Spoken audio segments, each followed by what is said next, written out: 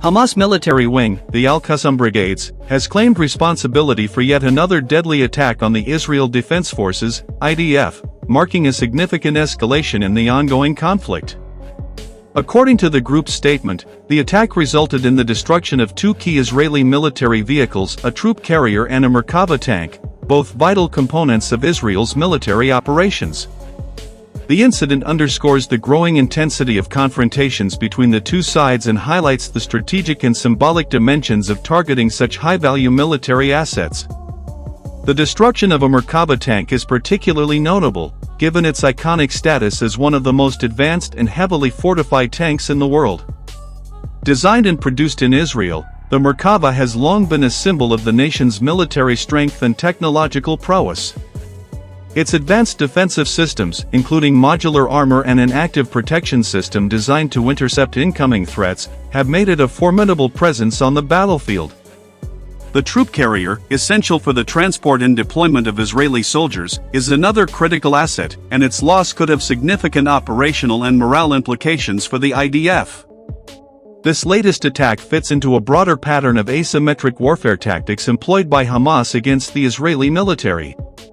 The al-Qassam Brigades, known for their agility and strategic ingenuity, have increasingly turned to ambushes, improvised explosive devices, IEDs, and precision-guided attacks to counter Israel's overwhelming technological and firepower advantage. The destruction of these vehicles suggests a level of planning and tactical sophistication that poses ongoing challenges to Israeli military operations in the region. The implications of this attack extend beyond immediate military losses. The destruction of high-profile targets such as the Merkava tank carries a significant psychological and symbolic weight. For Hamas, it serves as a demonstration of their resilience and capability to strike at the heart of Israeli military power. Such actions are often leveraged as propaganda, boosting the morale of their fighters and supporters while signaling to the Palestinian population and the wider Arab and Muslim world that resistance remains active and effective. Conversely, for Israel, the incident represents a stark reminder of the complexities and costs of its engagements with Hamas. The loss of advanced military equipment, combined with the potential for casualties among IDF personnel, could heighten domestic and international scrutiny of its military operations. Moreover, these incidents underscore the difficulty of neutralizing a highly motivated and adaptive adversary operating in dense and urban environments like Gaza. The broader geopolitical implications of this attack are equally significant. Every escalation between Israel and Hamas risks drawing in regional and international actors, further complicating the already volatile situation. The destruction of Israeli military assets could prompt a robust response from the IDF, potentially involving extensive airstrikes and ground operations targeting Hamas infrastructure.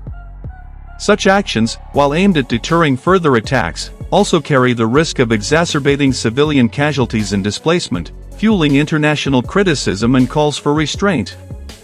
This attack also takes place against the backdrop of a fraught regional landscape. The recent intensification of hostilities in Gaza has already strained relations between Israel and neighboring countries, some of which have expressed solidarity with the Palestinian cause. The involvement of external actors, including Iran, which provides material and financial support to Hamas, further complicates the dynamics, adding layers of proxy conflict to the direct engagements between Israel and Hamas. The IDF has yet to confirm or deny the specifics of the attack, but it is expected to investigate the incident thoroughly. Historically, Israel's response to such provocations has been swift and decisive, often involving targeted strikes aimed at neutralizing the sources of the threat and dismantling Hamas' operational capabilities. However, these responses, while militarily effective in the short term, often lead to cycles of retaliation that perpetuate the conflict. International observers are closely monitoring this situation, emphasizing the urgent need for de-escalation. The United Nations, along with various regional and global powers, has repeatedly called for an immediate ceasefire to prevent further loss of life and destruction.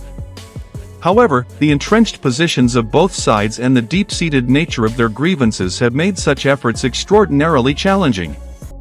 At the heart of this conflict lies a complex interplay of historical, political, and ideological factors.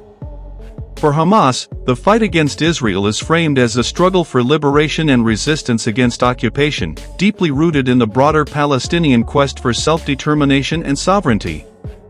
For Israel, the conflict is about ensuring security and defending its citizens against what it perceives as existential threats.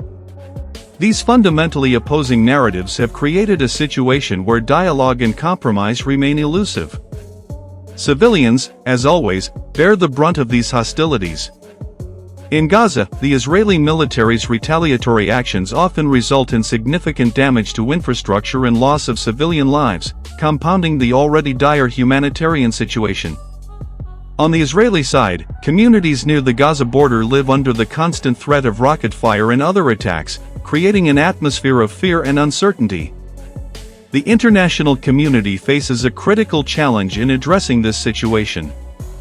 Efforts to mediate between the two sides must navigate a labyrinth of political sensitivities, historical grievances, and power asymmetries. At the same time, there is a pressing need to address the humanitarian crisis in Gaza, which has been exacerbated by years of blockade and conflict. In the short term, the immediate priority for all parties should be to prevent further escalation and establish conditions for a ceasefire. However, the long-term resolution of the conflict will require addressing its root causes, including issues related to territorial disputes, the status of Jerusalem, and the rights of Palestinian refugees. Without progress on these fronts, the cycle of violence is likely to continue, with devastating consequences for both Israelis and Palestinians. The destruction of the Merkava tank and troop carrier is a reminder of the high stakes and human cost of this conflict. It underscores the urgent need for renewed efforts to break the cycle of violence and lay the groundwork for a just and lasting peace. Until then, the region remains trapped in a precarious and deeply entrenched struggle, with no easy solutions in sight.